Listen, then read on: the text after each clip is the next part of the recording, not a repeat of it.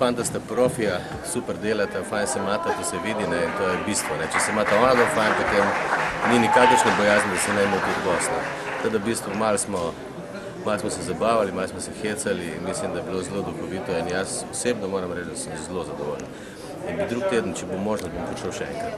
Sta upravičila pričakovanja? Ja, valjda, da sta. Vse sta zelo dobro pripravljena in moram reči, da je to z olajšanjem dela s takimi ljudmi, ki se pripravijo.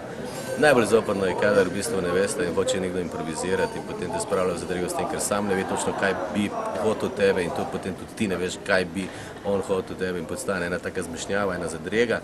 To je bilo pa kar super, moram reči, svaka čast. Ste vas mogoče uspela s čim presenetiti, dobiti nepripravljenega? Ja, absolutno moram reči. Jaz ne vem, kje in kako in kdaj so mi sneli z telefona posnetek Viktorije pod vodo, ne.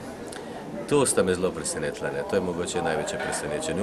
Za tisti filmček sem vedel pod vodo, ki sem ga snemal za onega morskega psa, ampak kdaj so pa mi Viktorijo uspeli sneti, tega pa res ne vem. Mene je minilo tako, kada bi vse skupaj 3 minute, tako da v bistvu smo se imeli fajn in to mi je všeč.